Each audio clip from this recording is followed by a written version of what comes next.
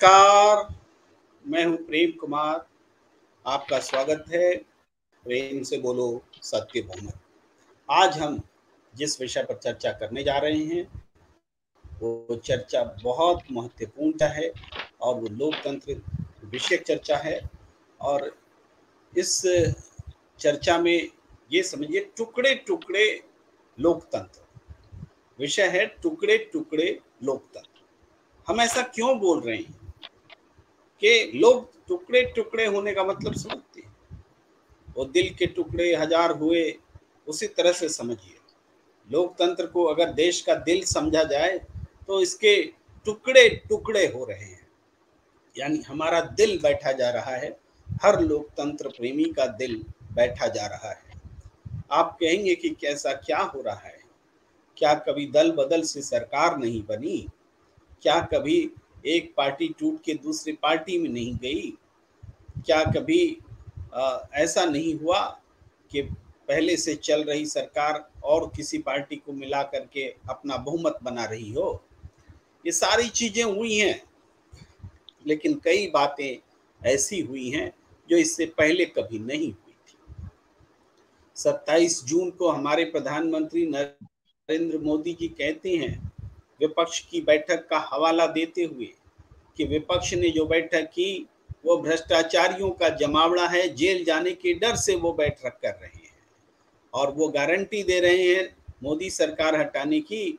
हम गारंटी देते हैं कि इनको जेल में बंद करेंगे, भ्रष्टाचारी लोगों को जेल में बंद करेंगे, ये गारंटी दे रहे थे। उन्होंने गिनाया कि किस किस पर कितने कितने के भ्रष्टाचार के आरोप हैं और उसमें महाराष्ट्र का नाम लिया। उन्होंने कहा कि वहां 70,000 करोड़ का घोटाला हुआ, सिंचाई घोटाला हुआ जिसमें अजित पवार फंसे हुए थे, महासदन घोटाला हुआ और भी तरह तरह के घोटालों का नाम लिए जिसमें छगन भुजबल फंसे हुए। ये सारे नाम गिनाए और उन्होंने कहा कि इन सबको जेल भेजने की हम गारंटी देते हैं। हुआ क्या?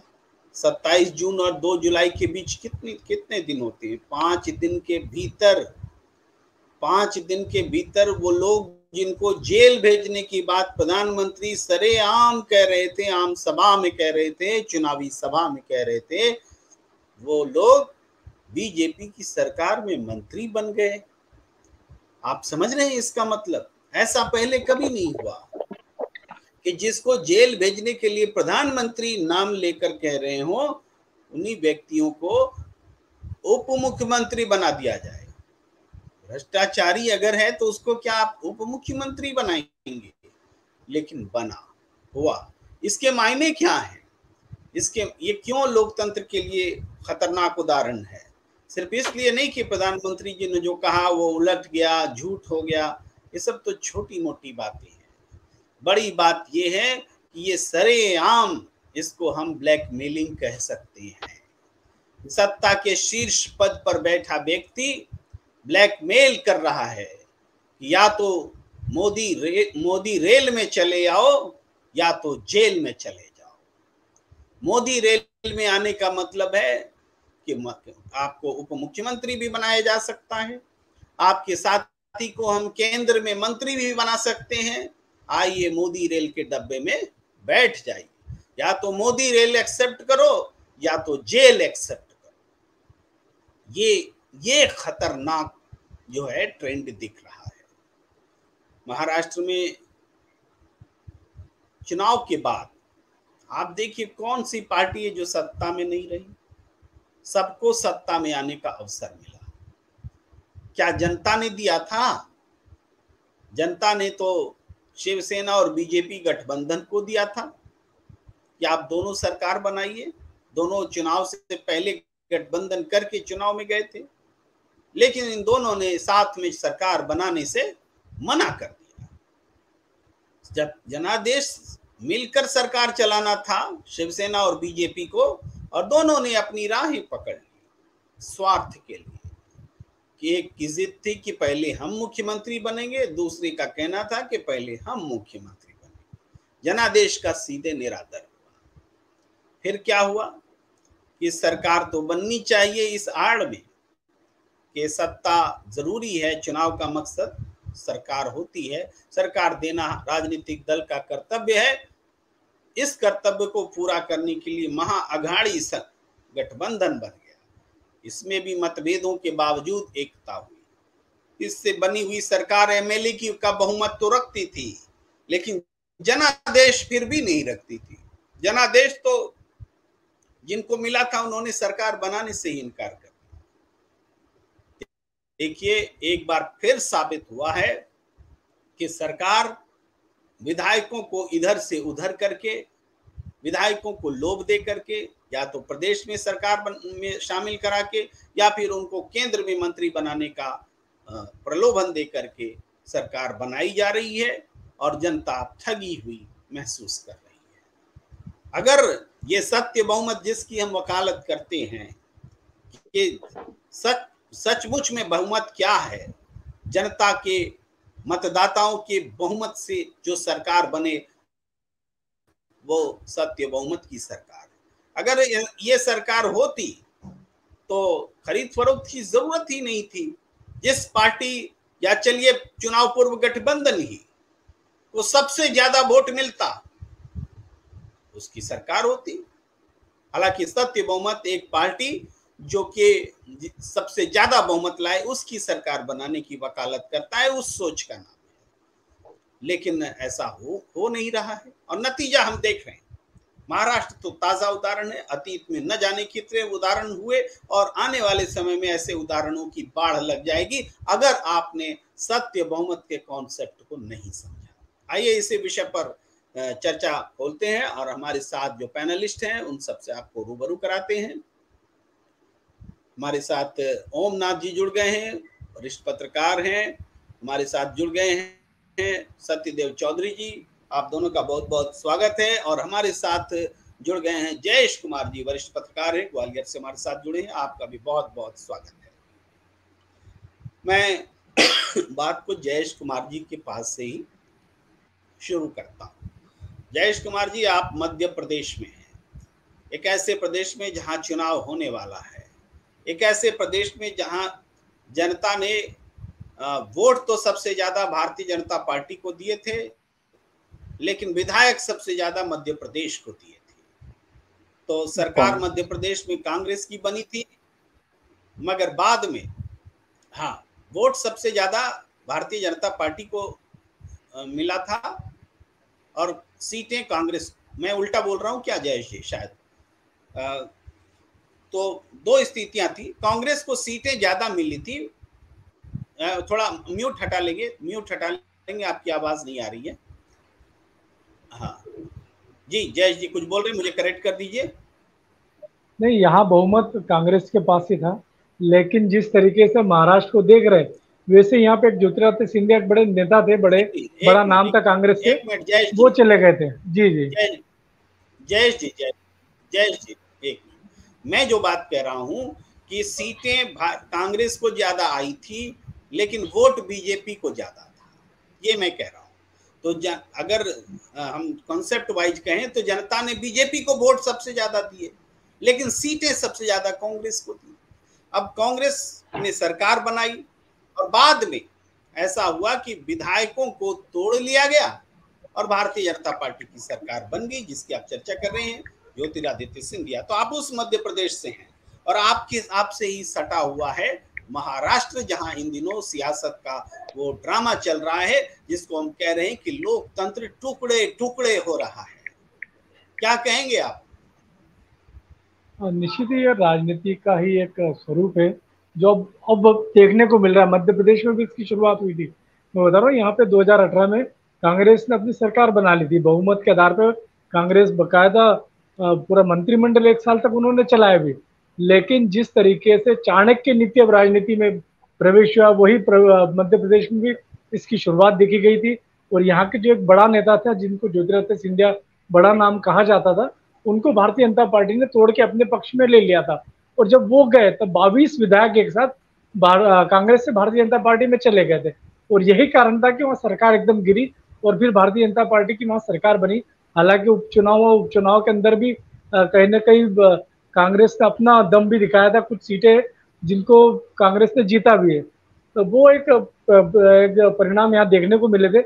लेकिन महाराष्ट्र में तो जो हो रहा है वो बिल्कुल ही कुछ अलग है, क्योंकि महाराष्ट्र में पहले जो सरकार चुनी गई थी उसका जो लक्ष्य था वो अलग था। उसके बाद उन्होंने अपने आप को चेंज किया। चेंज करने के बाद जब केंद्र सरकार सख्त हुई, सख्त होने के बाद जो निर्णय देखे जा रहे हैं वो निर्णय बड़ा आश्चर्यजनक है। हम शरद पवार जिनको राजनीति का हम चाणक्य मानते थे और कहते भी आज भी कि बड़े कम सीटों में वो तालमेल जमा के कहीं ना कहीं अपनी मजबूती, अपने लोगों की मजबूती एक बना के रखते थे, आज उन्हीं के साथ उन्हीं के बेटे ने जो किया है तो निश्चित ही राजनीति में काफी पलटवार है, उलटवार जिसको बोलते हुए देखने को मिल रहा है, खासतौर से महाराष्ट्र के लिए। जी प्रेम जी। जी जी। तो जय जी भतीजे हैं अजित पवार जी, उन्होंने जो कुछ भी किया है, लेकिन ऐसा नहीं कि राजनीति में पहले ऐसा नहीं हुआ, पहले भी हुआ था, अब भी हो रहा है। लेकिन एक बात है कि अभी आवश्यकता क्या थी, ये बड़ा सवाल है। सरकार तो बहुमत में थी भाई, देवेंद्र फडणवीस और इनकी एकनाथ शिंदे की सरकार बहुमत में थी। आवश्यकता क्या थी ये सब करने की? लोग कहते हैं कि ये क्या बोलते हैं, धरती हिल गई, तख्ता पलट हो गया। ये तख्ता तो पलटा नहीं, धरती तो हिली नहीं, क्योंकि सरकार वही है। फिर भी ऐसा क्यों किया गया, इस बात को हम थोड़ा अपने दर्शकों के लिए बताना चाहते हैं। इससे पहले कि सत्यदेव चौधरी जी के पास में आऊं, वो ये कि देवेंद्र एकनाथ शिंदे और उनके साथ जुड़े हुए 16 विधायकों की अयोग्यता का मामला सुप्रीम कोर्ट में अटका हुआ है और वो फैसला बहुत जल्द आने वाला है। ये फैसला जैसे ही आता है, और जिसके आसार हैं कि वो अयोग्य ठहरा दिए जाएंगे, क्योंकि जब दल बदल वो कर रहे थे, जब वो सरकार बना रहे थे, जब उन्होंने चिट्ठी लिखी थी राज्यपाल को, उस एग्जैक्ट तारीख को तक बहुमत उनके पास नहीं था। शपथ लेने के बाद जरूर बहुमत हो गया, लेकिन वो जिस समय दावा कर रहे थे उस समय बहुमत नहीं था। तो एंटी डिफेक्शन लॉ के तहत उनकी योग्यता खत्म हो जाएगी, वो अयोग्य हो जाएंगे। तब फिर सरकार की कैसे चलेगी? यानी ये समझिए, जुडिशियरी में जो देरी हो रही है उसका फायदा उठा करके, या फिर इसको उलट कर कहें तो जुडिशियरी तब तक फैसला ना दे जब तक वैकल्पिक सरकार की व्यवस्था ना हो जाए। आप समझ रहे हैं मैं कहां कह रहा हूं? मैं दर्शकों से मुखातिब हूं, समझिए कि मैं कहां कह रहा हूं कि जुडिशियरी तब तक फैसला न दे जब तक कि बीजेपी की सरकार के लिए बहुमत न जुटा लिए जाए। ये एक मतलब है। और दूसरा मतलब है कि इससे पहले कि जुडिशियरी फैसला दे, सरकार बहुमत जुटाकर सामने आए। ये सारा खेल यहाँ है। यानी जुडिशियरी का भी मजाक उड़ रहा है, जुडिशियरी का भी इस्तेमाल हो रहा है, स्पीकर का तो इस्तेमाल हो ही रहा है, जो किसी को भी गलत फैसला देते हैं, और उत्तर सुप्रीम कोर्ट ने इसको बताया है। अब मैं आता हूं सत्यदेव चौधरी जी के पास। ये कब तक हम मजाक उड़ते हुए देखते रहेंगे? जी चौधरी साहब, कब तक हम मजाक उड़ते हुए देखते रहेंगे, लोकतंत्र के टुकड़े टुकड़े होते रहेंगे? जी, ये तो समझ लीजिए 1947 से हम देख ही रहे हैं। वो धीरे धीरे टुकड़े ज्यादा होते चले गए, तो आज ये रूप दिखाई दे रहा है। वरना राजनीति जो पहले थी वही आज है। तो अब देखिए, आज की राजनीति के अंदर एक जो राज्यपालों की टीम है, जो ईडी सीबीआई की टीम है, और अभी आपने कहा कि न्यायपालिका भी एक तरह से कहें तो इन सत्ताधारियों के साथ मिले हुए हैं।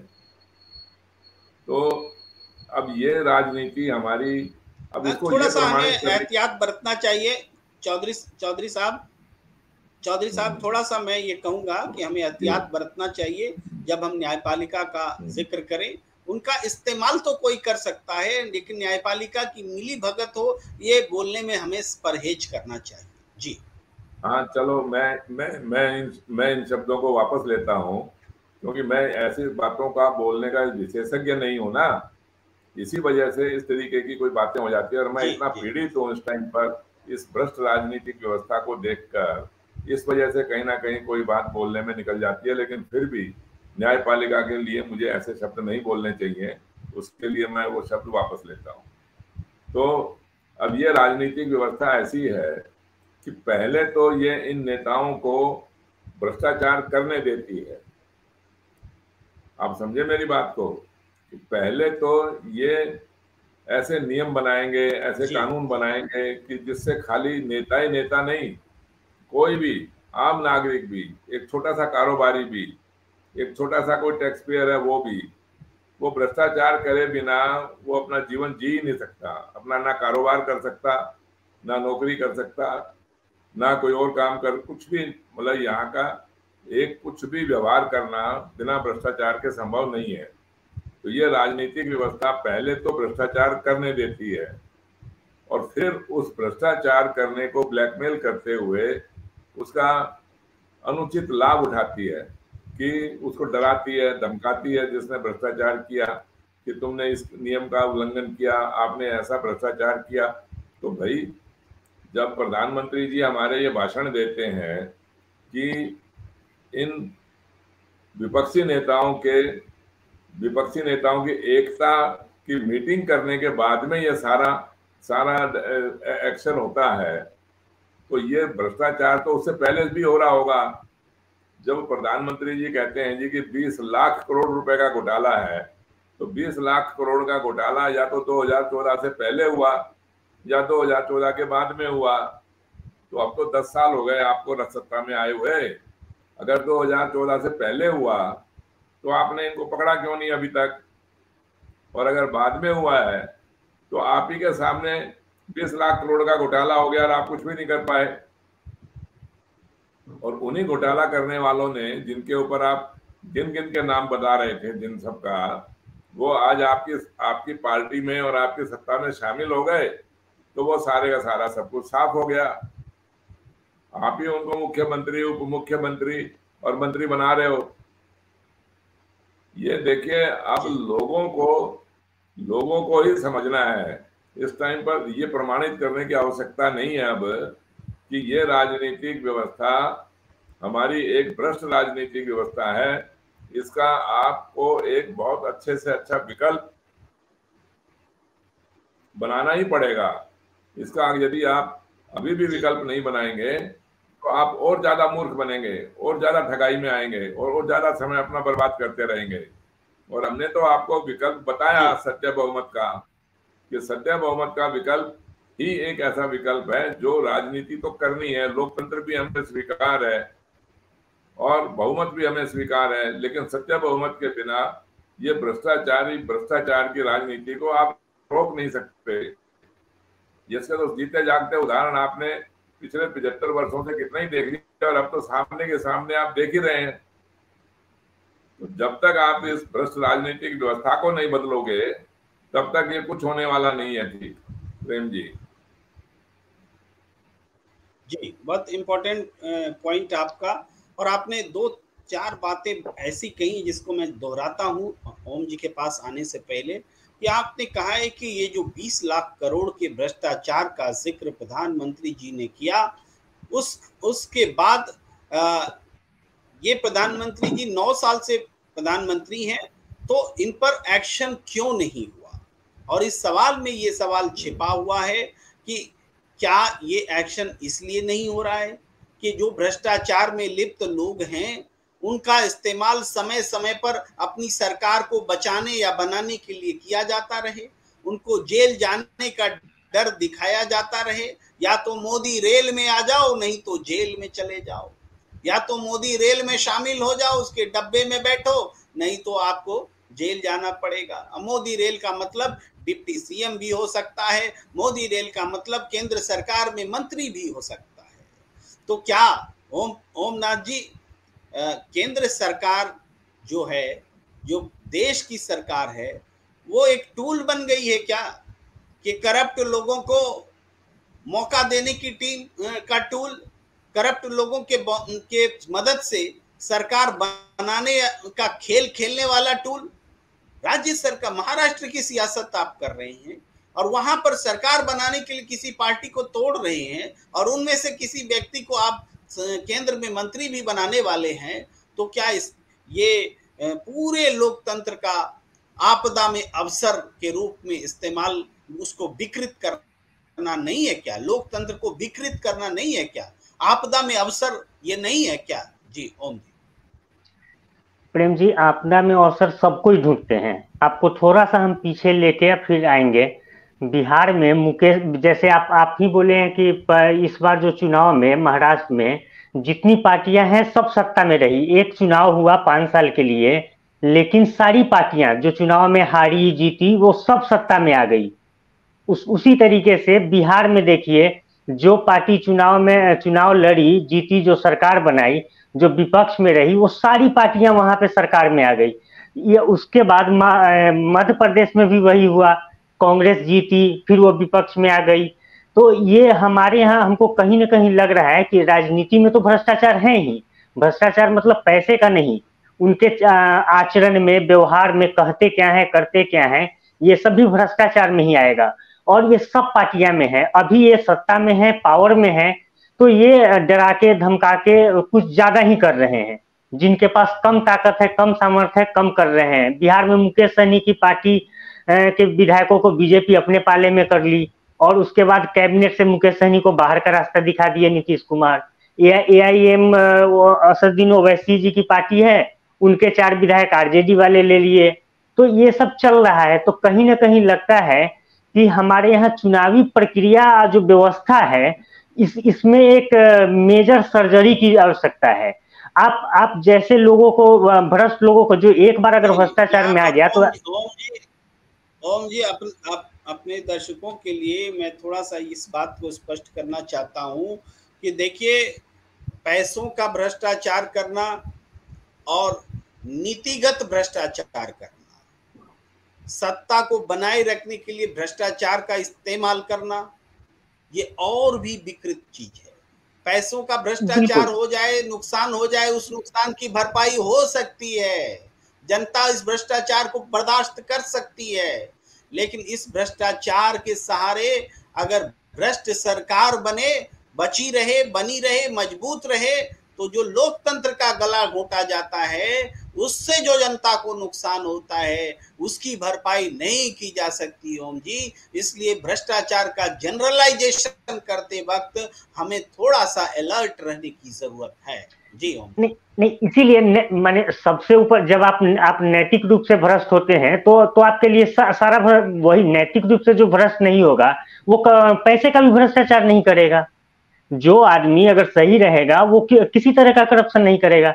तो हमारे यहाँ क्या हो रहा है कि जैसे वो जो मेजर एक सर्जरी की जरूरत है, और लोकतंत्र का हवाला देके जो लोग करते हैं कि जनता के लिए सरकार, जैसे अभी अजीत पवार बोले थे कि हम यहाँ के जनता के लिए आ गए। अरे जनता तो आपको किनारे बैठने के लिए बोली थी। आप खुद बोल रहे हैं कि हमको जनता पे भार न पड़े इसलिए हम सरकार में शामिल हो रहे हैं, यही एक रास्ता है।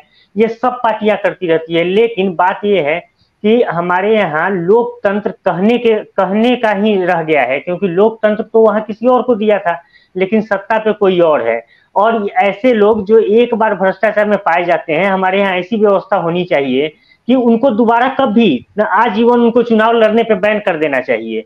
तो ये सब हम नहीं करेंगे। हम लाएंगे UCC, हम लाएंगे जिससे बवाल बढ़े, और जो अपने फायदे का हो। जो आज जो केंद्र में बैठी सरकार कर रही है, वो भी तो कहीं से सीखे हैं ना। पहले भी हुआ है, आज भी हो रहा है, और अब थोड़ा ज्यादा रफ्तार से हो रहा है। आने वाले समय में जो भी जिस किसी की भी सरकार आएगी वो इसको और तेजी से करेगी।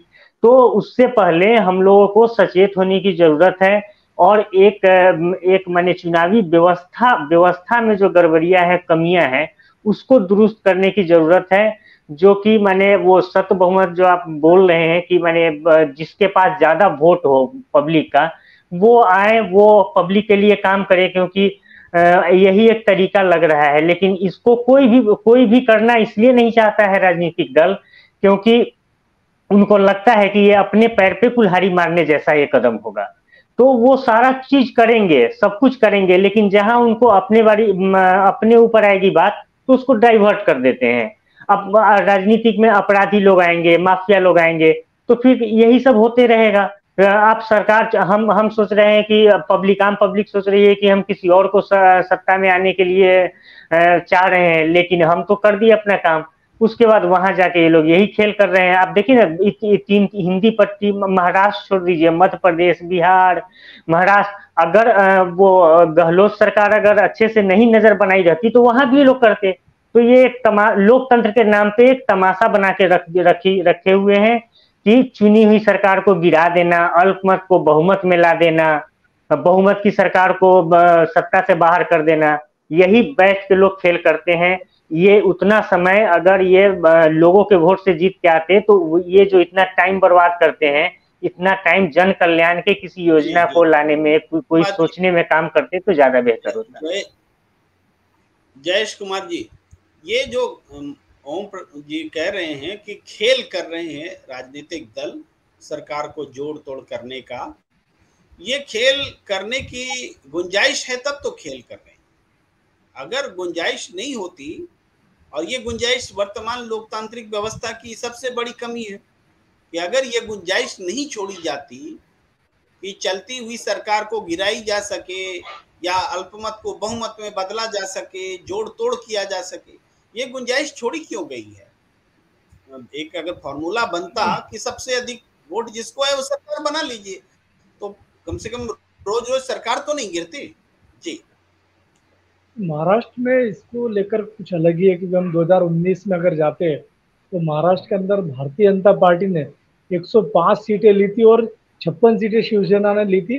वो दोनों ने मिल के चुनाव लड़ा था और उनका यही तय हुआ था कि वहाँ सरकार भारतीय जनता पार्टी बनाएगी, जो शिवसेना उसको एक सम्मान जगह दी जाएगी। लेकिन शिवसेना वहाँ अड़ गई कि मुख्यमंत्री का पद हमें चाहिए। उसके बाद शिवसेना ने वहाँ कांग्रेस एनसीपी से संपर्क किया और यहीं पर रुकिए, थोड़ा सा रुकिए। तो सब हम लोग जानते हैं कैसा हुआ था, लेकिन ये जो हुआ, ये गुंजाइश क्यों छोड़ी गई कि मुझे मुख्यमंत्री पद पर झगड़ा हो और सरकार ही ना बने? सरकार नहीं बनाने का अधिकार इन राजनीतिक दलों को क्यों हो? मतदाता ने वोट कर दिया तो सरकार बननी चाहिए, किसी की मजाल नहीं होनी चाहिए कि सरकार नहीं बने, ऐसी स्थिति।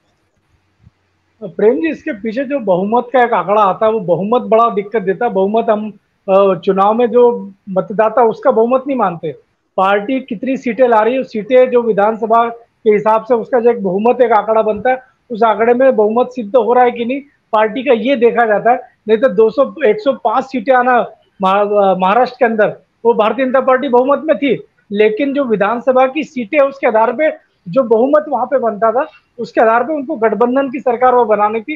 और ये गठबंधन जो बना, वही गठबंधन वहां पे जाकर के टूटा और टूटने के बाद ये संभावना बनी कि हम किसके साथ भी गठबंधन करके बड़ी पार्टी के रूप में सामने आ सकते। तो ये सबसे बड़ी बात जो बहुमत के अंदर एक बातें आ रही है कि वहां पे मतदाताओं के वोटिंग का बहुमत नहीं होता, पार्टी के सीटों का बहुमत और वहां की विधानसभा की सीटों का बहुमत, उन दोनों का जो तालमेल है उससे सरकार बनती है और उसी को लेकर के ये गुंजाइशें पैदा होती है।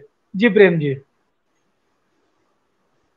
तो इसी पर तो प्रश्न है कि हम ऐसी गुंजाइश क्यों छोड़ रहे हैं कि सरकार जनता वोट कर दे, इसके बावजूद सरकार नहीं बनने की स्थिति पैदा हो, और सरकार नहीं बनने की स्थिति पैदा हो और फिर कोई किसी के साथ मिलकर सरकार बना रहा है, कोई चलती हुई सरकार को छोड़ रहा है, तोड़ रहा है, गिरा रहा है, अनैतिक काम कर रहा है।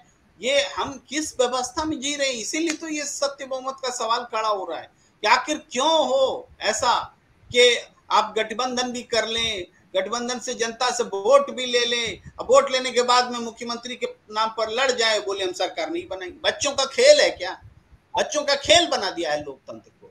जी चौधरी साहब, आपसे भी यही सवाल। जी देखिए प्रेम जी, सारी चर्चा का लबोलबाब यही है और समस्या भी यही है कि बहुमत ही नहीं समझ में आ रहा कि बहुमत कैसे बने।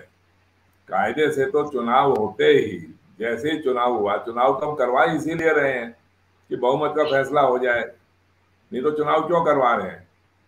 आप मुझे बताइए, जब चुनाव के अंदर बहुमत का फैसला ही नहीं होना, फिर चुनाव करवाने की आवश्यकता ही क्या है?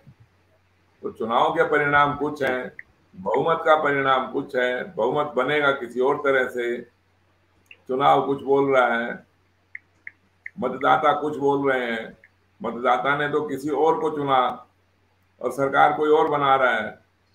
आपको याद होगा कि ये जो सारा झगड़ा है ना, ये एमएलए या सांसदों के बहुमत से सरकार बनाने का ही झंझट है। यदि ये ठीक हो जाए तो सारे काम अपने आप ठीक हो जाएंगे।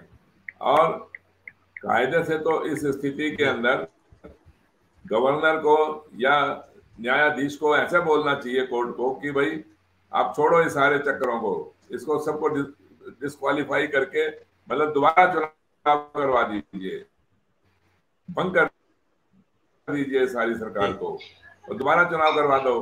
कम से कम लोगों के बीच में, मतदाताओं के बीच में तो जाने दो उस फैसले को, वो तो फैसला करेंगे।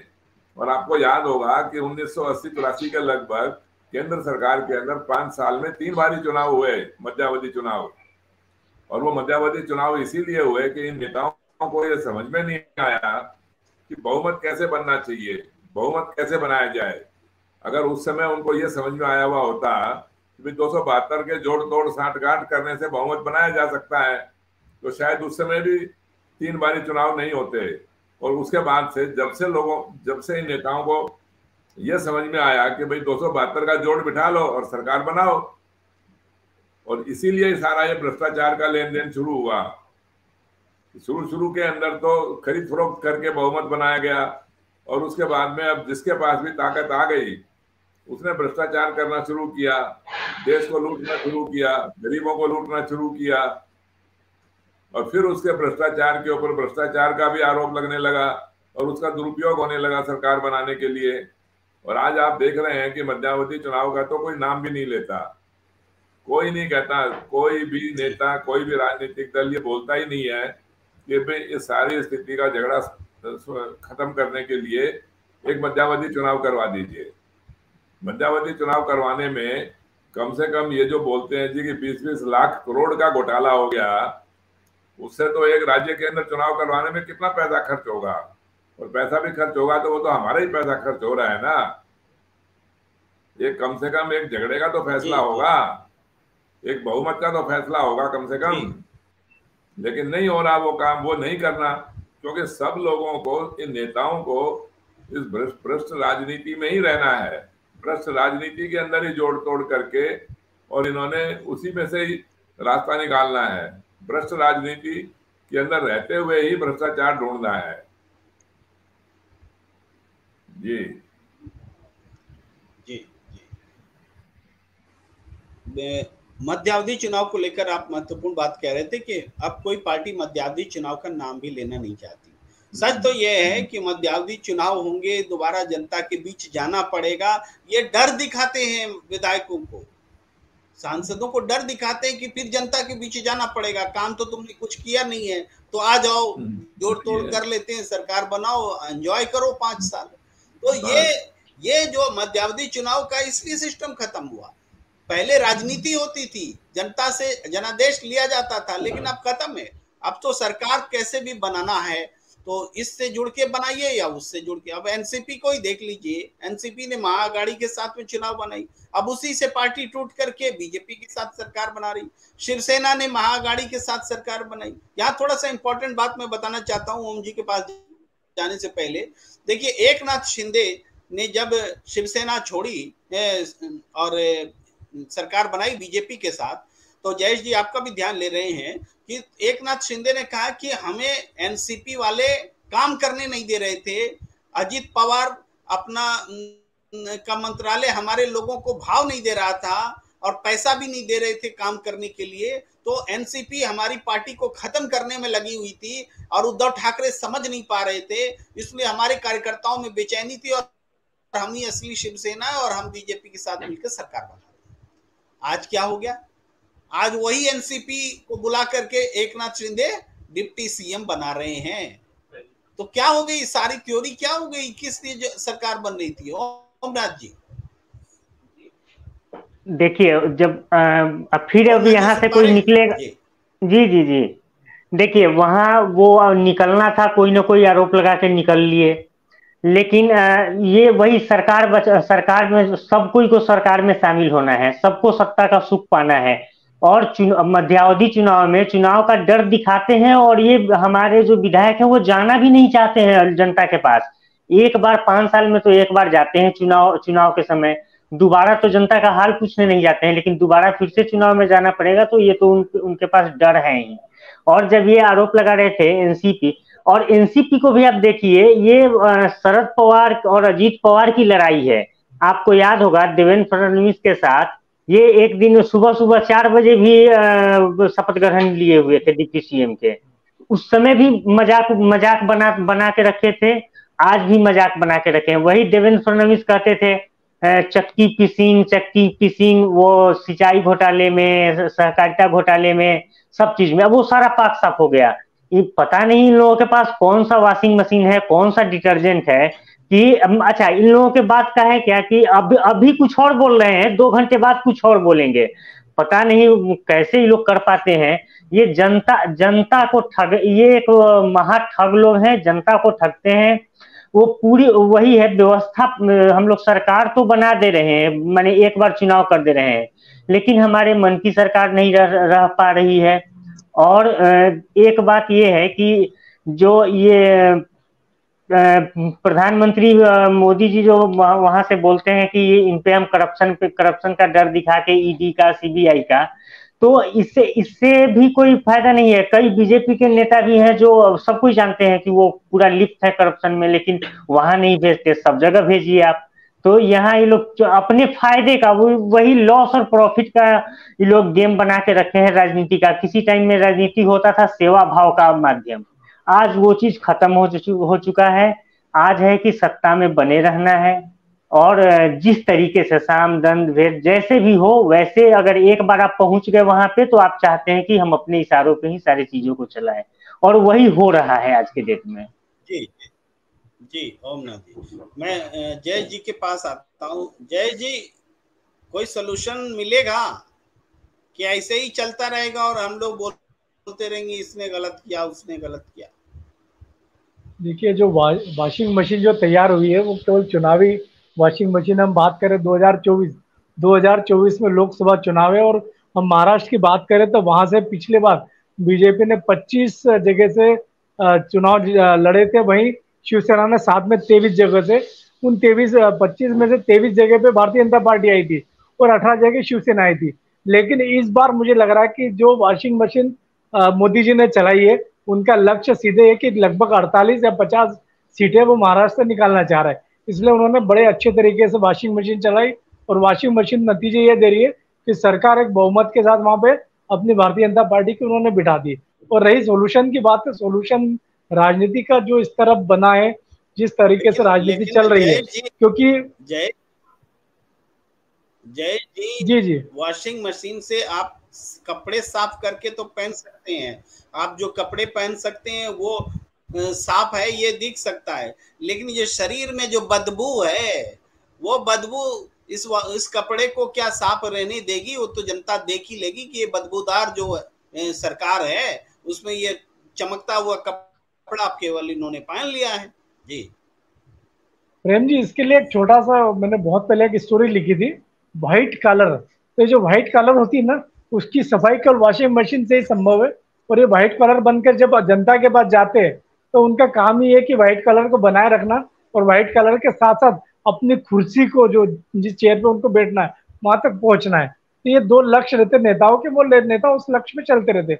रे सोल्यूशन की बात का सबसे बड़ी बात यह कि जनता को पहले इस बात को समझना चाहिए कि हमें किस तरीके से नेता को चुनना है, हमें कैसे नेता चुनना है, और हमें किस तरीके की पार्टियां चाहिए। तो ये जनता को फैसला करना बहुत जरूरी है। लेकिन देखा यही जा रहा है कि जो राजनीतिक पार्टियां हैं, उनसे जुड़े लोग ही वोट डालते हैं। वोटिंग प्रतिशत 40, 45, 55, 60, 65 हो जाता है, और ये जो परसेंट रहता है, ये भी नेता या किसी पार्टी से जुड़े लोग ही रहते जो वोट डालते। जब तक आम जनता वोटिंग नहीं करेगा, जब तक ये वो वॉशिंग मशीन चलती रहेगी। जी प्रेम जी। जी जी जी, मैं चौधरी साहब के पास आखिर में कमेंट के लिए आ रहा हूं कि जनता क्या करेगी? भाई जनता तो वोट ही दे सकती है। जनता के वोट से जब कोई सदन में कानून में बदलाव लाए, व्यवस्था में बदलाव लाए, तभी तो बदलाव आएगा। वोटिंग पैटर्न में तो बदलाव आना नहीं है। जनता को ईवीएम में वोट देना है। अब वोट देने के बाद में उसके वोट से सरकार बने कि उसके चुने हुए विधायकों से सरकार बने, इसमें जनता को क्या करना है? ये तो सदन में बैठे हुए लोग करेंगे, और राजनीतिक दल में इच्छा शक्ति है नहीं, तो ये पूरा होगा कैसे चौधरी साहब?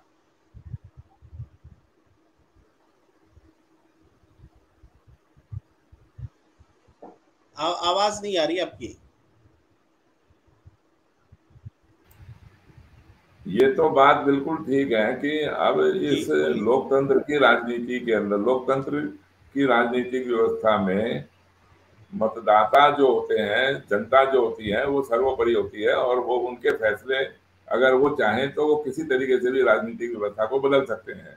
लेकिन सर सर्वोपरि होनी चाहिए, ऐसा बोले हम। सर्वोपरि तो है ही नहीं, सर्वोपरि होनी चाहिए। सर्वोपरि रहती तो इतनी सरकारें क्यों बनती महाराष्ट्र में? जी, सर्वोपरि है नहीं, ये बात ठीक है। तो जनता को सर्वोपरि बनाए रखने के लिए हमारे को राजनीतिक व्यवस्था समझनी पड़ेगी। अगर हमारी राजनीतिक व्यवस्था में इस तरीके का, अब जैसे जयेश जी कह रहे थे जी कि जनता वोट नहीं डालती, अरे भाई अगर जनता वोट डाल भी दे मान लो, तो क्या हो जाएगा? राजनीतिक व्यवस्था तो यही रहने वाली है, यही गठबंधन, कोई ज्यादा वोटों से जीत जाएगा, कोई कम वोटों से जीत जाएगा, या कोई बीजेपी का नहीं जीतेगा तो कांग्रेस का जीत जाएगा, ये कांग्रेस का नहीं जीतेगा तो बीजेपी का जीत जाएगा, बस यही तो होगा ना। ज्यादा वोट डालने से राजनीतिक व्यवस्था कैसे बदल जाएगी?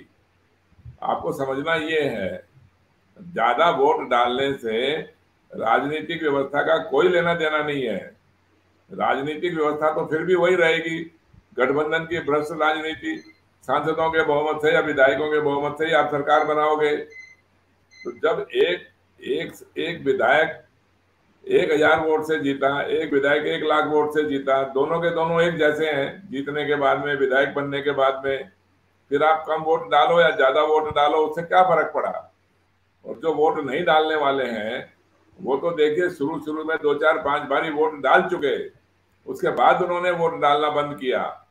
अगर आप वोट नहीं डालने वालों का सर्वे करोगे तो ऐसा नहीं है कि उन्होंने शुरू से ही वोट डालना बंद कर दिया, ये तो आपने वोट नहीं डालने वालों को बदनाम कर दिया। कोई ऐसा, इसकी कोई रिपोर्ट तो आई नहीं, कोई सर्वेक्षण तो इसका हुआ नहीं कि ये वोट क्यों नहीं डालते, या किस परिस्थिति के अंदर वोट नहीं डालते, या इन्होंने वोट नहीं डालने वालों ने कभी भी वोट नहीं किया क्या?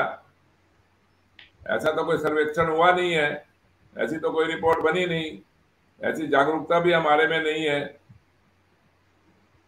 तो ये तो बात ठीक है कि भाई चलो जनता ही इसका फैसला करेगी, अब जनता ही समझ के इसको बात करेगी। लेकिन अब सारी इस समस्या का समाधान जो भी है ना, जो आप पूछ रहे थे अभी, समाधान इसका सत्य बहुमत ही है, इसके अलावा कोई समाधान है ही नहीं।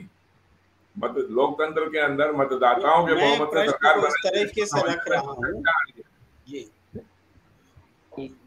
मैं प्रश्न को दोहराता हूँ कि जनता तो वोट ही करेगी और वोट करती है, आगे भी करेगी, लेकिन जनता के वोट से चुने हुए प्रतिनिधि सरकार बनाए या जनता के वोट से सीधे सरकार का चयन हो, इस व्यवस्था में आमूलचूल बदलाव तो सदन में ही होगा।